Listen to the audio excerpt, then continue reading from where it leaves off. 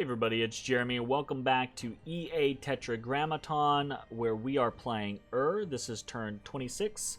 Let's jump into things. Okay, so a couple of things happening this turn, so we gotta kind of get through a bunch of it.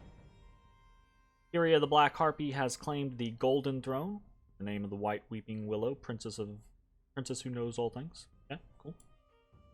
We've done some site searching. Another big whiff for our god. Nothing found in the Gladewood for them, but we did find 2 sites in the Gladewood on Ishib. Or Ishib 1. We found a Grove of Fertility and a Waterfall. So Grove of Fertility is... Let's go ahead and just look. This is 1 nature gem. Nice. And then Waterfall is actually 1 air and 1 water. So this is actually really, really good for us. Any air income that we can get is very, very important, and we've been incredibly unlucky so far on our air site searches. So getting this off of a water site searches, oof, thank goodness. All right, big stuff. We have a battle in Agartha twice. So let's go and check. Agartha has sallied forth with a single guy, a single Sandmine the Earth Reader. Sorry about that. And I do not think this is going to work out. I don't know if this was intended to be like a gem bait or something, but comes in, gets killed, easy peasy. Next up, we have the actual battle in Agartha, and there's just nothing here. They threw everything that they had at us in that province defense fight. Just didn't work out.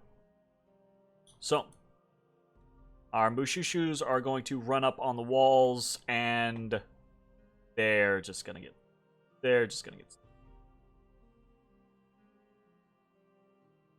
that is the end of Agartha.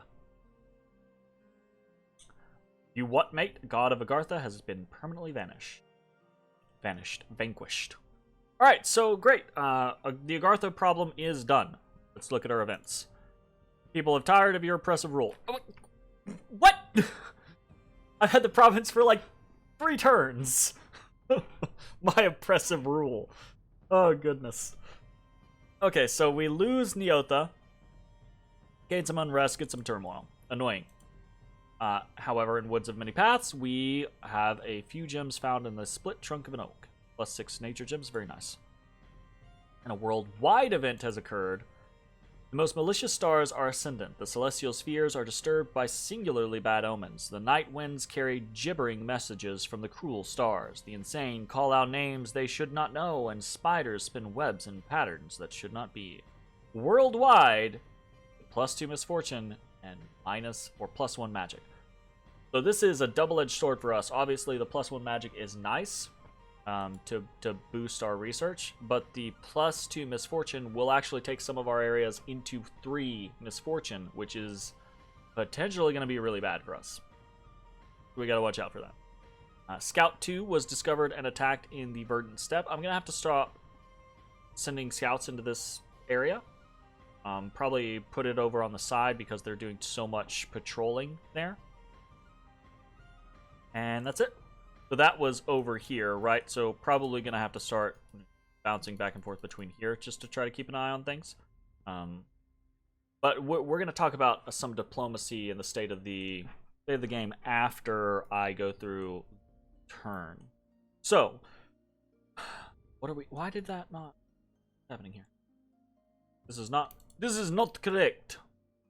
So we've got NC1 heading out to Neotha to take that back, right? Got a bunch of militia there. And then we've actually got Masanapada, who's supposed to be going to Ugria versus these Atlantean militia and Shamblers, right? So got a small force for each one. This should be doable for either. Masanapada has the slightly more robust Mushushu side of things. Just because he's facing off against Atlantean militia and Shamblers. So we want to take both of these ASAP and then converge here in Tenaria to kind of complete the acquisition of the Agarthan lands. Okay? Meanwhile, we are actually building a temple in Agartha. We want to get control of this area, and as far as our like dominion goes, and taking control of everything rapidly. So that'll be good. We are site searching everywhere. Again, we've kind of got to the point in the game where I don't feel like it's prudent to go over every single thing. So we're site searching in a bunch of different areas. We're moving Enkidu elders around in a bunch of different areas. And we are down here in Rib Mountains. We are converging the armies of NC3 and Elder 10 into Rim Mountains to take it from these Huskarls. So we have a decent-sized force here. This probably could take on 60 Huskarls, though it would probably hurt us. But we're adding to the mix another 23 Guards. So that should be more than enough to overwhelm these Huskarls easily, and then we can decide where we're... Okay. We have been producing more scouts because we're trying to increase our vision of the world around us. We have a pretty good vision range for the lands of Pangaea, a little bit for Kailasa, a little bit for Yomi and Fomoria, but we don't really have a lot of great vision outside of those areas, specifically this great big area over here, which I think is Sauromatia and Hinnom, right? That's an issue, and so we've got to kind of figure that situation out. Recruitment-wise, we are continuing to recruit more Gudus, continuing to recruit more Mushushus. Up in Agartha, we're going to be recruiting an Elder and a Scout. We're recruiting more Scouts in the Womb, I believe. Yep. Yeah. Next turn, we should have the City Palisades in Perenna complete. And I think the goal there is going to be immediately to take our income for the next month and start on the next level of that fortification. So we will have 4 good forts within just a few turns, by turn 30 easily. But what now, right? So what now? And that's where we kind of talk about the world stage at this point. So I've been in communication with a lot of different players. Some are a little bit more free with information than others. The basic gist of things is that Pangaea has devoured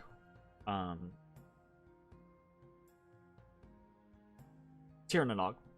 We saw that, right? Kailasa has taken a little bit of Tirnanog as well. Hinnom and Pangaea seem to have forged together an alliance, and Pangaea and Hinnom. Actually, let's look this up real quick, because this is gonna give much more understanding to the situation. So let's take a look at this. Okay. All right. So we've got Tirnanog right here, right? Okay. So this right here, 149, is Sauromatia. Okay. Pangaea and Hinnom, who Hinnom is actually right here. Okay. Oh, we actually do know that. Oh, yeah, because we had this scout that was over here that kind of like darted all the way over. So this scout, or Hinnom and Sauromatia, Pangaea and Hinnom have teamed up against Sauromatia. Now, Sauromatia has suffered a bunch of losses. They've had a couple of defeats. Hinnom has taken the worst of it, whereas it looks like Pangaea has come out very well from the war, right? Taking these little kind of like swaths of territory to the east of to the west of Tirnanog, okay? To the point to where they also have a huge stack of sacreds, of white centaurs, that are about to take Sauromatia itself. Now, Sauromatia is going to try to make a stout defense. They've got Skelly Spam Communions online, so that should be good. They might actually be able to rebuff Pangaea, and if they do, it will be an extraordinary loss for Pangaea. Meanwhile, Lanka down here, so this should be Lanka. Manga down here has been aggressing upon Hinnom as well, as far as I'm aware. It seems Mictlan is taking some of Saramatia's southern lands, right, kind of vulturing, and toying with the idea of getting involved against Hinnom and Pangaea. Kailasa, obviously, Kailasa was in the war on Saramatia's side, and Kailasa is doing okay, but if Hinnom and Pangaea defeat Saramatia and then they both turn on Kailasa, Kailasa will get destroyed. And then meanwhile, Fomoria and Yomi seem to have their war has been inconclusive, so I think they have basically signed a peace treaty, right? Or are talking about signing a peace treaty. I don't know that that's actually going to happen yet. So that's kind of the, and Relay is in the water, like fucking Relay, you know, whatever. So that's kind of the situation. So we have a couple of different weird options here. We are stronger than Yomi is. We are stronger than Fomoria is. I think, right? Like, I don't think we're drastically stronger, but I think we're in a better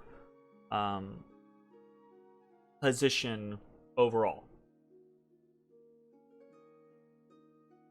So we could very easily, like, I think we could very easily convince one or the other, right? Like, I could talk to Fomoria and be like, hey, if you're willing to start things back up with Yomi, I will invade these eastern lands, right? And put pressure on him, and then you can invade the southern lands, and whoever gets to his capital gets to his capital.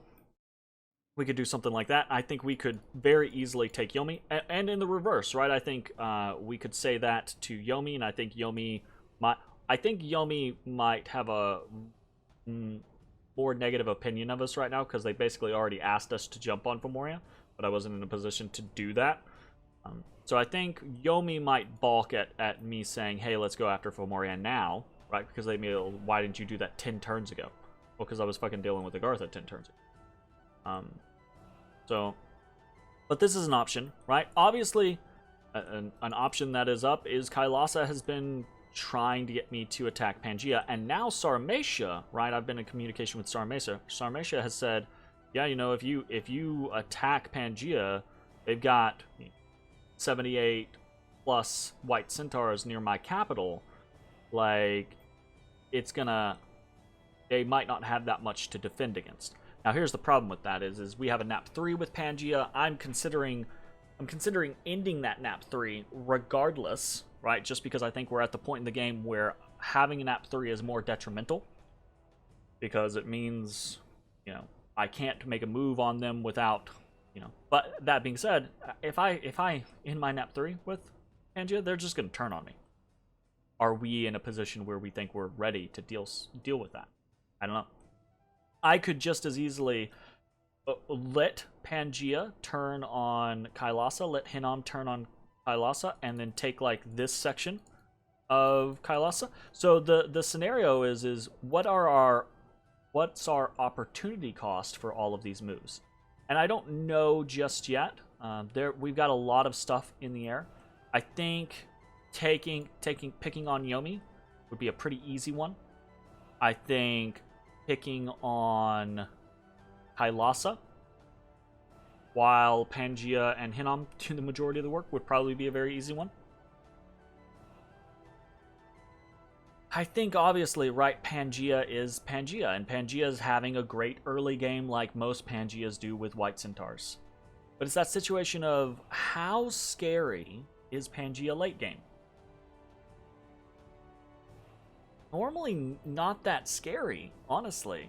Like, a massive Pangaea is obviously a huge problem. But are they worse than a late game Kailasa? Are they worse than a late game Hinnom? Are they worse than a late game Fomoria? I don't fucking know. It's always situational, right? Like, obviously the scenario here is I'm balking at taking on Pangaea because, one, I have to tell them that I'm coming with a nap. I guess I don't have to, but I'm not that kind of player. I'm not gonna break a nap. No. But I've got to tell them, I've got to warn them, you know, I've got to end the nap with them, and then it's going to be a knockdown, drag-out fight. I'm waiting on more discussions, right? I've reached out to Mikland is one of the players that hasn't really responded to me. Saramesha's talked to me. Hinom's talked to me. Kailas's talked to me. I need to actually reach out to Pan's player as well. So I'm waiting for a little bit of information to come back. And again, we're still wanting to consolidate our forces here, now that we've taken Agartha. But within the next 2 or 3 turns, we need to know what our next goal is. So I'm trying to figure that out. So this is kind of the world stage. Research-wise, we are done with Alteration 5 next turn. And in the same turn, we will definitely complete Construction 1, and I think Construction 2? Yeah, we'll do Alt 5, Construction 1 and 2, and then we'll immediately jump into Conjuration, which we should complete Conjuration 1, and I don't think we won't complete Conjuration 2. But in the next turn, we'll complete Conjuration 2 and be halfway through Conjuration 3. The turn after that, we should complete Conjuration 3 and be into Conjuration 4. So we're picking up steam, right? We're hitting that point to where our research is kind of coming online, coming into its own, which is good. And we're really going to be focused on a lot of those situations. One of the things, again, I've got to get some air gems going. Jeez Louise. Because I need to be able to get a Gudu up to Ugalus. Once I can start summoning Ugalus, that's my air boy, right? I can storm, I can storm power, I can thunder strike, and that's a big deal, right? That's a very big deal for us. But if I can't, one air gem per month is not going to get me there. Like, let's actually take a look at it. So to empower, I need 45 air gems, which is reasonable. That's fine. Like, I'm not balking at that, right? It's 45 air gems to get my first empower, and then it's, once we get to Conjuration 5, it's 24 air gems to get an Ugalu. And once we have one Ugalu, it's whatever, you know? But it's getting there is proving to be the challenge. We have site searched several different places, and we've only gotten 1 air gem income so far. So we might have to start trading for air gems. We might have to reach out to someone like Pangea or something like that and say, hey, we've got nature gems. If you're interested, here's some nature gems, we'll take air gems. Obviously, we're going to have to figure out who we're targeting first, because we don't want to make advantageous trades to a person that we're about to fighting against. But depending on how advantageous it is for us, it might be worthwhile. So, yeah. That's going to be it for the turn. We've got Agartha is done. We finally got that finished off. Hopefully we're going to take over our lands real quick. With the addition of a temple up here, I expect our dominion to prosper a little bit more, right? And we'll see what the lay of the land, what the diplomacy brings for us. I'll see you next time. Bye, everybody.